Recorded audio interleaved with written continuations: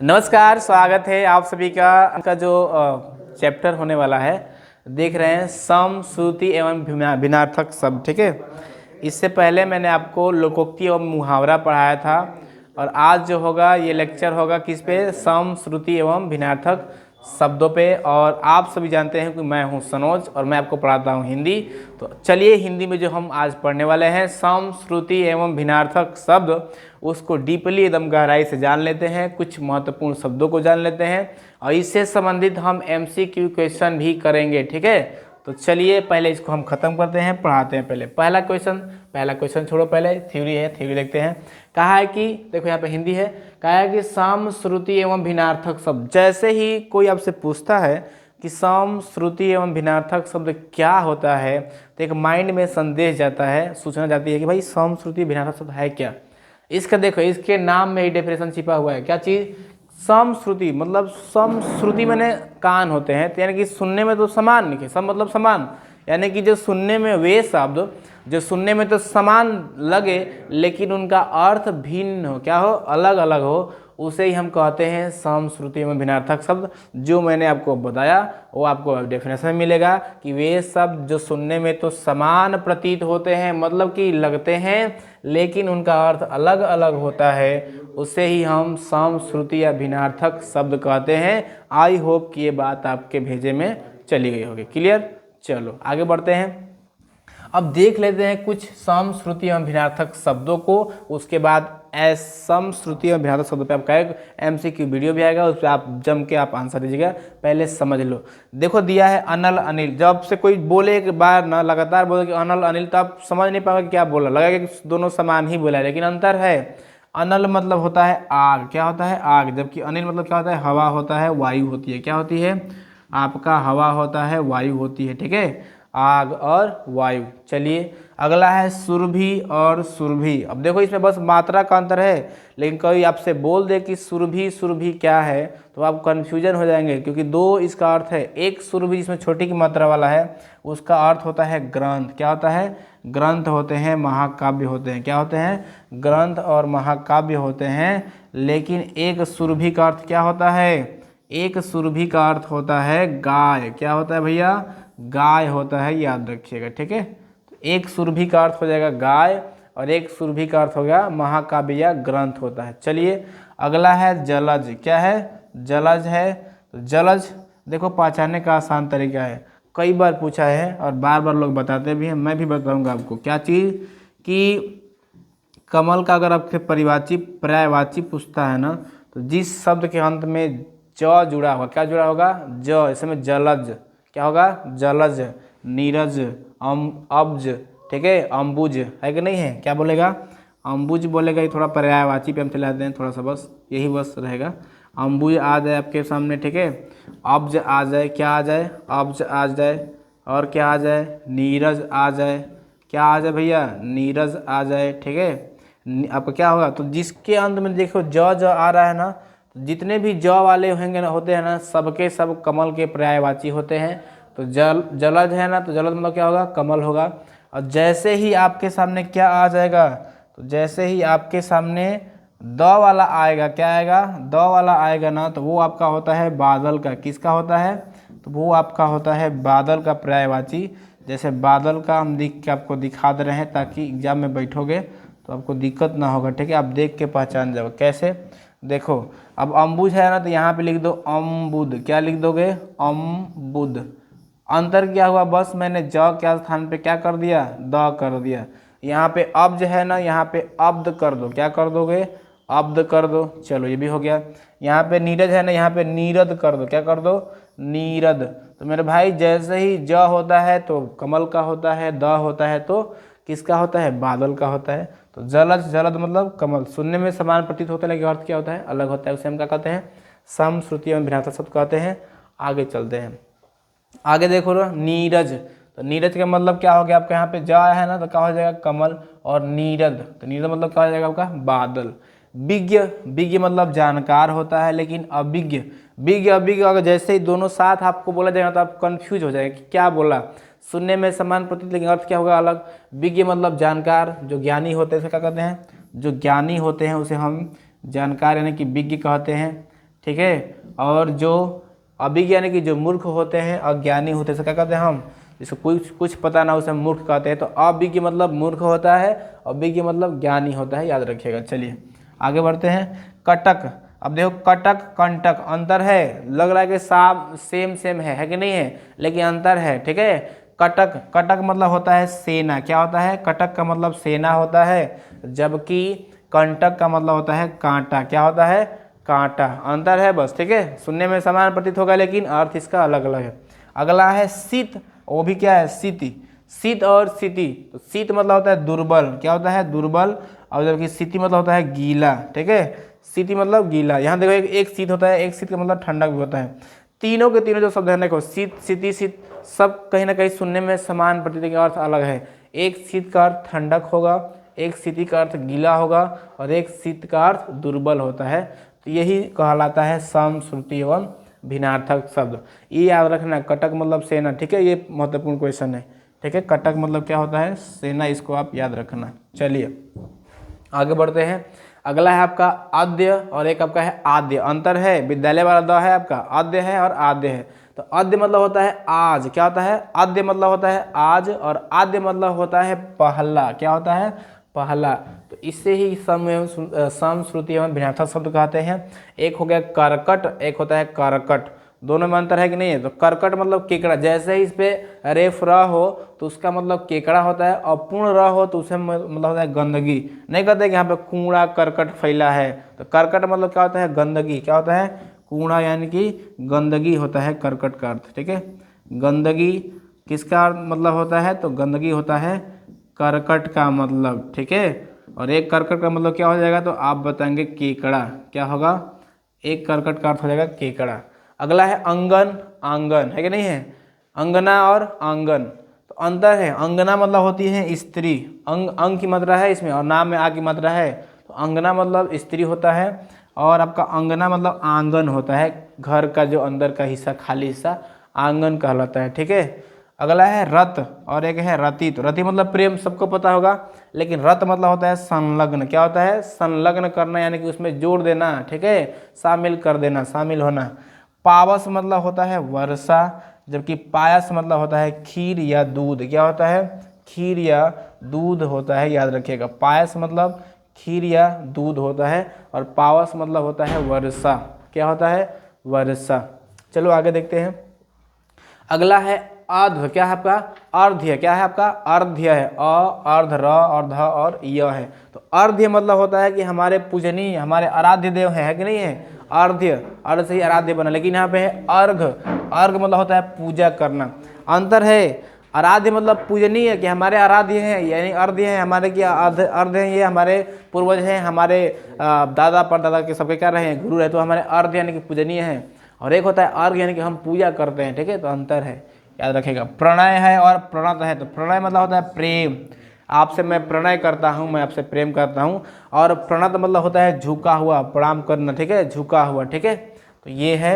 अगला है जठर, जठर होता है कि पेट में लगी, पेट, जठर मतलब पेट, ठीक है, और पेट में लगी आपको जठराग्नि भी कहते हैं। तो जठर मतलब होता है पेट, और जरठ मतलब होता है पुराना, नहीं कहते कि बहुत जरठ बूढ़ा है, यानी कि बहुत लकड़ी जो है जरठ है, जरठ मतलब बहुत पुरानी लकड़ी है, ठीक है, और बूढ़ा भी होता है। तो जरठ मतलब बूढ़ा पुराना हो जाएगा, और जठर मतलब पेट हो जाएगा, ठीक है, स्टमक। आगे बढ़ते हैं।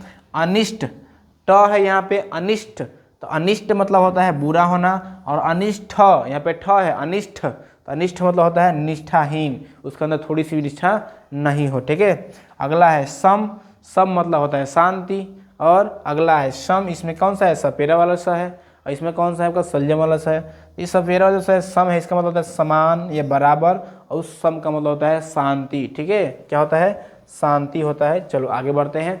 अगला है अब्ज, मैंने बताया ना जी, जिसमें ज लगा हो कमल का होता है, और जिसमें द लगा हो बादल का होता है।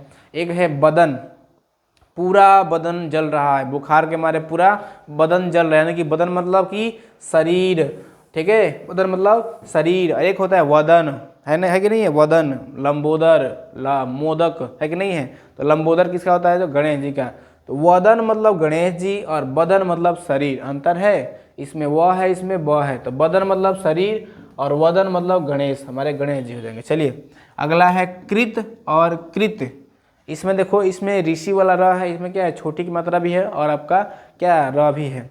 तो इस कृत का मतलब होता है क्रिया करना, ठीक है, क्रिया। और इस कृत का मतलब होता है खरीदा गया, क्या हुआ, खरीदा गया। तो अंतर है, इसे ही कहते हैं साम श्रुति एवं भ्रांत शब्द। अगला है स्रोत। तो स्रोत क्या होता है जी, तो कहीं ना कहीं किसी चीज़ की स्रोत मतलब उद्भव है कि नहीं है, कोई ना कोई क्या होता है, स्रोत होता है। तो स्रोत मतलब उद्भव, साधन को भी क्या कहते हैं हम, स्रोत कहते हैं। और एक स्रोत का क्या होता है, एक स्रोत का तो अर्थ होता है स्तुति करना, यानी कि याद करना, ठीक है। स्तुति मतलब याद करना, अपने मन में बसाए रखना। अगला है अली और एक है अली। देखो दोनों में अंतर है। अली में जब बड़ी की मात्रा होती है तो वो बड़ी की मात्रा देखो सखी, और याद करने का अच्छा ट्रिक बता रहा हूँ आपको। सखी में भी कौन सा मात्रा है, तो आप बताएंगे बड़ी की मात्रा। कई बार कन्फ्यूजन करता है, तो एक सखी का मतलब क्या हो जाएगा, आप बताएंगे अली, और अली में भी कौन सा मात्रा लगेगा, तो आप बताना बड़ी की मात्रा। तो बड़ी की मात्रा वाला अली का मतलब सखी, इसमें भी बड़ी की मात्रा हो तो बड़ी बड़ी वाला बड़ी बड़ी हो जाएगा, ठीक है, यानी कि सखी का मतलब अली। और जब जैसे ही छोटी वाला लगेगा, यानी कि अली में छोटी की मात्रा लगेगा, तो ये हो जाएगा भंवरा का, किसका हो जाएगा, भंवरा का हो जाएगा, ठीक है। और भंवरा आप जानते हैं जो फूलों बैठता है, तो भंवरा हो जाएगा। तो एक छोटी वाला अली का मतलब भंवरा, और बड़ी वाली मात्रा अली का मतलब सखी हो जाएगा। ये महत्वपूर्ण क्वेश्चन था। अगला है असक्त आसक्त। क्या है, असक्त और आसक्त। तो असक्त का अर्थ होता है शक्तिहीन, जिसके पास कुछ भी शक्ति ना हो, एकदम शक्तिहीन हो, ऊर्जाहीन हो। और आसक्त मतलब होता है अनुरक्त, क्या होता है, अनुरक्त, ठीक है, यानी कि एकदम लग्न, क्या है, लग्न, एकदम डूबा हुआ है कि नहीं है, अनुरक्त। अगला है सकल, और सकल मतलब होता है पूरा, क्या होता है, सकल माने पूरा यानी कि संपूर्ण। सकल मतलब पूरा यानी कि संपूर्ण भी होता है। जबकि एक है आपका सकल, सलजम वाला सा इसमें है, तो एक सकल का अर्थ होता है खंड, क्या होता है, खंड। यहाँ पे खंडा नहीं होगा, खंड होगा, क्या होगा, खंड। सकल मतलब क्या हो जाएगा, खंड हो जाएगा, ठीक है, याद रखिएगा। तो एक सकल का अर्थ हो जाएगा खंड, और एक सकल का अर्थ हो जाएगा संपूर्ण, यानी कि पूरा, कंप्लीट। चलो आगे बढ़ते हैं। अगला कार्य है हमारा क्या चीज़, अगला कार्य है कि नियत। ये देखो थोड़ा, देखो यहाँ पे तीन चीज़ दिया है, एक सकल, सकल, सकल। तो एक होता है शक्ल, एक शक्ल भी होता है। अब सुने होंगे कि अपना थोड़ा शक्ल दिखा दो, तो एक शक्ल इसमें अर्ध क है, इसमें अर्ध क है, तो एक शक्ल का अर्थ हो जाएगा आपका चेहरा, क्या हो जाएगा, चेहरा हो जाएगा, है कि नहीं है। तो एक शक्ल का अर्थ हो जाएगा चेहरा, और एक शकल का अर्थ हो जाएगा संपूर्ण यानी कि पूरा, और एक शकल का अर्थ हो जाएगा खंड। देख लो तीनों के तीनों क्या हैं, आपके सामने हैं। अगला है नियत और है नियति। तो नियत मतलब होता है निश्चित, नियत मतलब होता है निश्चित, कोई निश्चित वस्तु जो आपके सामने दिखाई दे रही हो। और नियति मतलब होता है भाग्य। देखते हैं कि नियति में हमारा क्या लिखा है, यानी भाग्य। नियति मतलब भाग्य, और नियत मतलब होता है निश्चित। एक है सुख, क्या है, सुख। तो सुख मतलब होता है सुग्गा, इसमें बड़ा उ की मात्रा होनी चाहिए, ठीक है। और एक होता है सुख, तो बड़ा उ की मात्रा मतलब होता है गाव, ठीक है, गाव, गाव मतलब कि गाय। और एक सुख मतलब होता है क्या चीज़, आपका सुग्गा।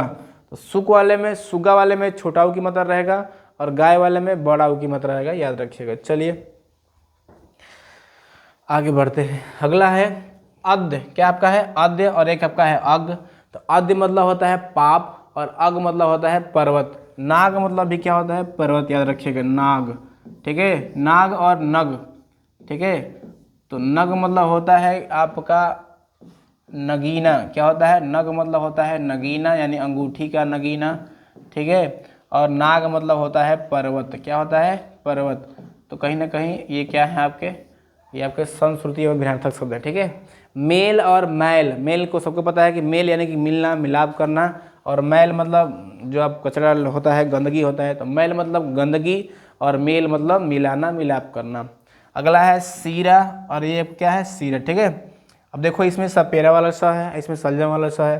तो एक सिरा का अर्थ हो जाएगा छोर, यानी कि उस सिरे से इस सिरे तक, यानी कि छोर हो जाएगा, कोना, है ना। और एक सिरा का मतलब हो जाएगा नाड़ी, नहीं हो जाएगी, सिरा देखना जरा तो अपना नाड़ी थोड़ा दिखाना, यानी कि सिरा, सिरा मतलब नाड़ी, और एक सिरा का अर्थ हो जाएगा छोर। अगला है सुमन और सुवन।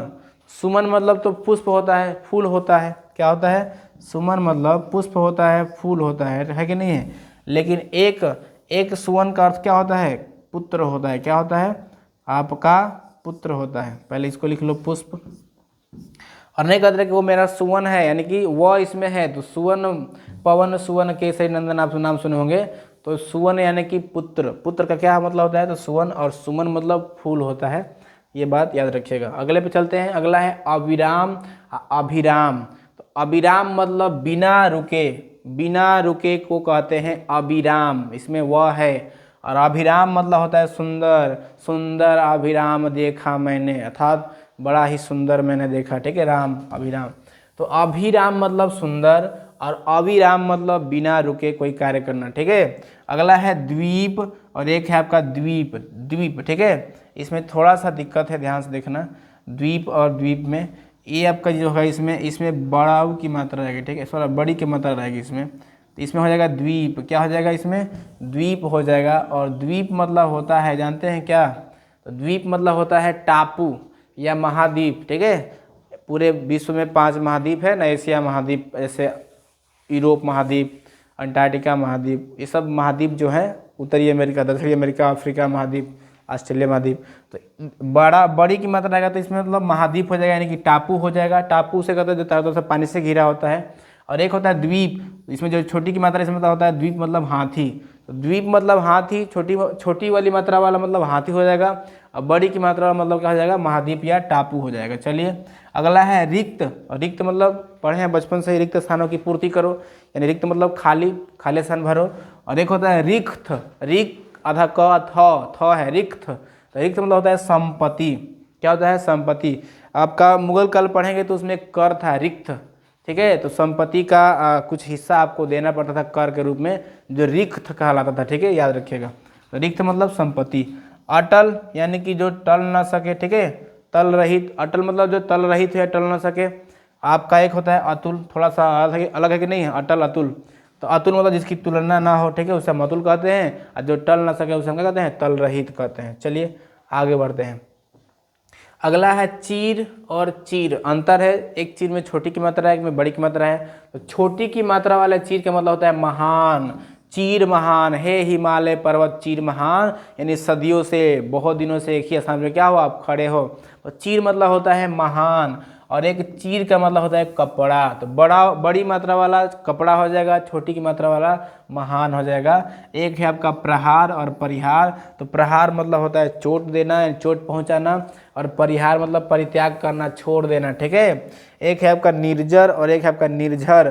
तो निर्जर मतलब होता है देवता, ठीक है, निर्जला या निर्जर, निर्जर मतलब देवता यानी कि देव होता है, भगवान होता है। और जबकि निर्झर मतलब होता है झरना, देखिए वरना हो गया है, निर्झर मतलब क्या होगा यहाँ पे, झरना, क्या होगा, तो निर्झर का मतलब होता है झरना, बना दे रहे हैं इसको हम।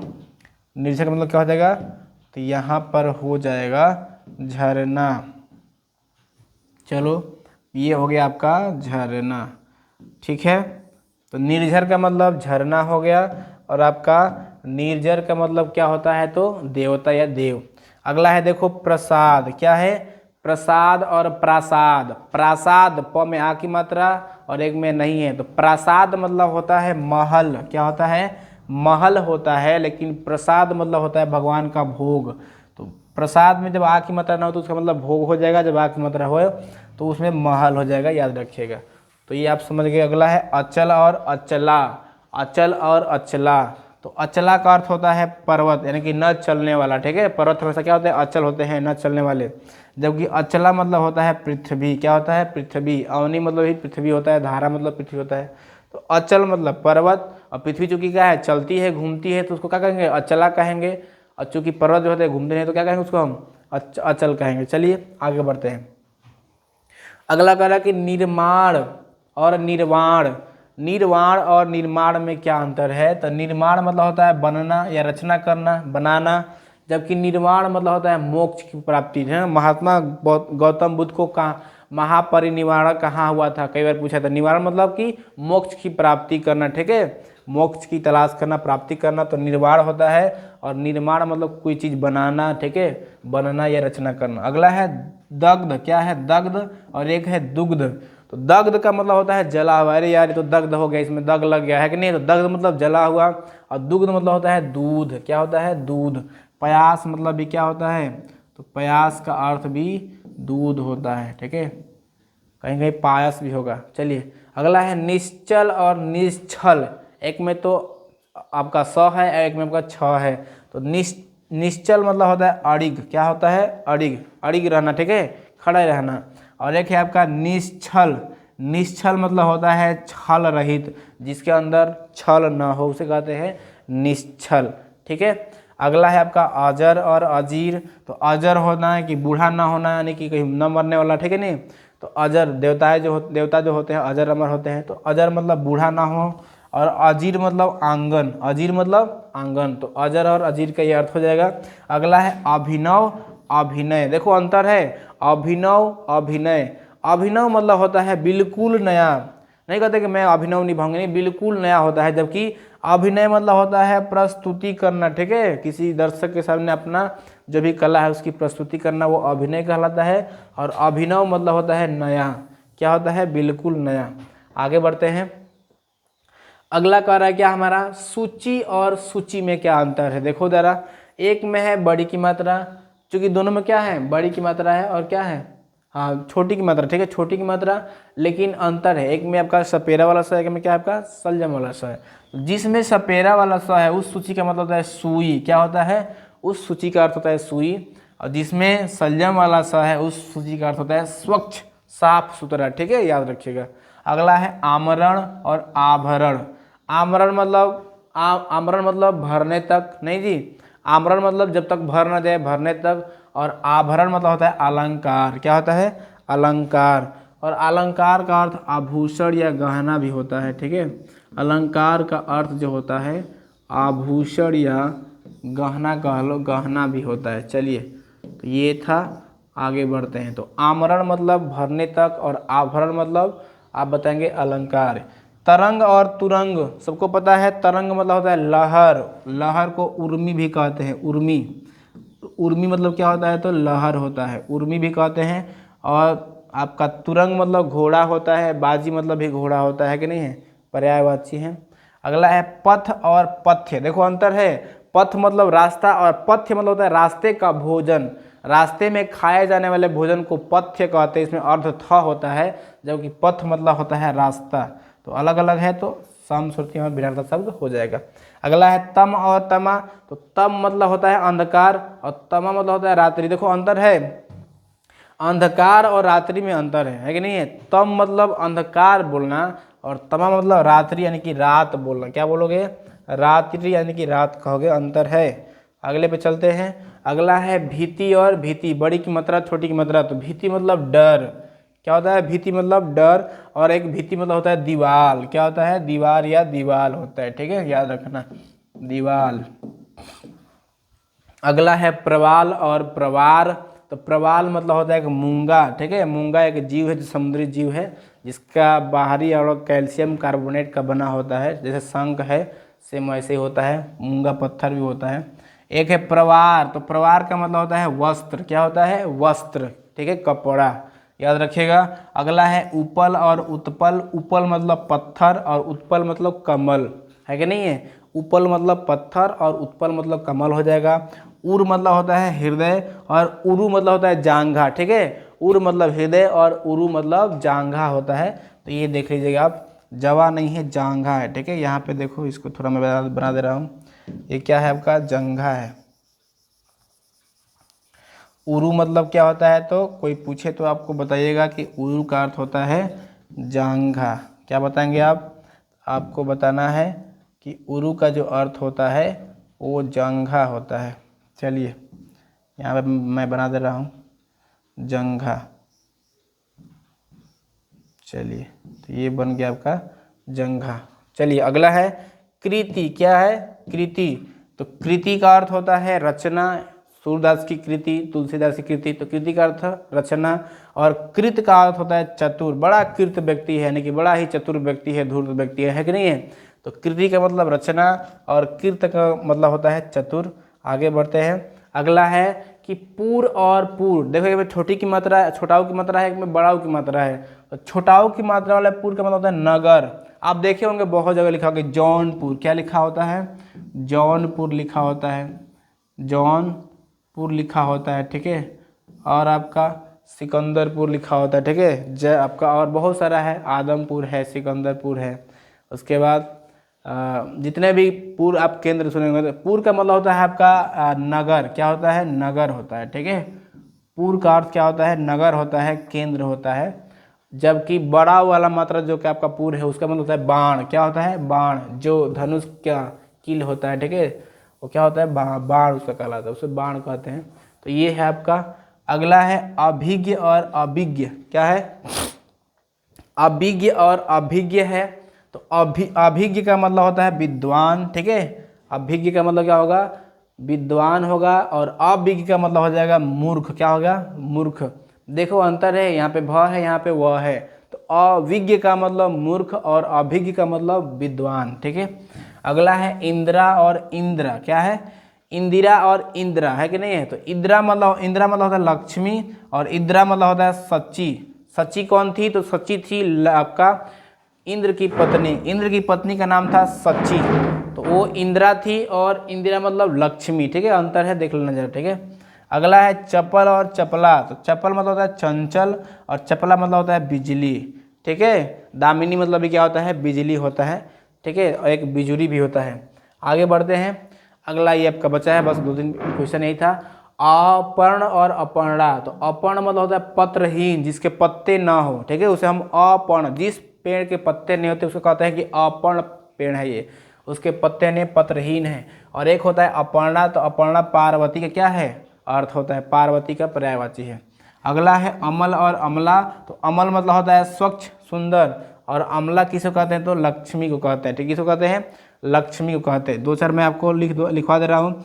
एक होता है परिणाम, क्या होता है, एक होता है परिणाम, आराम, ठीक है, और एक होता है परिमाण, क्या होता है, परिमाण होता है। तो आपको बताना कि इसका मतलब क्या हो जाएगा। चलो मैं पहले बताता हूँ, ठीक है। तो एक जो लिखा है हमने परिणाम और परिमाण, तो परिणाम का मतलब होता है नतीजा, ठीक है, रिजल्ट, क्या नतीजा निकला, क्या फल निकला। तो यहाँ का एक परिणाम का मतलब हो जाएगा फल, क्या हो जाएगा, फल हो जाएगा, रिजल्ट हो जाएगा, ठीक है, RESULT इंग्लिश में लिख दे रहे हैं, रिजल्ट हो जाएगा, नतीजा हो जाएगा, क्या हो जाएगा, नतीजा, है कि नहीं है।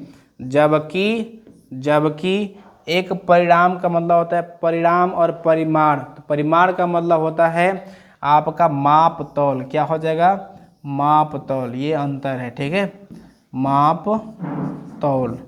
और 2-3 लिखवा दे रहे हैं हम। जैसे एक होता है अन्न और अन्य, क्या होता है, अन्न होता है और अन्य होता है, अंतर है, अन्य और अन्न। अन्न मतलब होता है अनाज, क्या होता है, तो अन्न का अर्थ होता है अनाज, क्या होता है भैया, अनाज होता है। जबकि अन्य का मतलब होता है कोई दूसरा व्यक्ति, क्या होता है, कोई दूसरा। तो ये आपका क्या है, आपका सम, श्रुति एवं भिन्नार्थक शब्द था। जो एग्जाम में ऐसा ना हो कि इससे क्वेश्चन न बने, ठीक है, तो ये बहुत ही महत्वपूर्ण है। एक ही क्वेश्चन आए, लेकिन एक ही क्वेश्चन के लिए ये महत्वपूर्ण है। तो ये था आपका सम, श्रुति एवं भिन्नार्थक शब्द, जो मैंने आपको बताने का प्रयास किया, ठीक है। तो चलिए, जो अगला बचा है अब उस पर हम बात करेंगे, उसको हम पढ़ेंगे।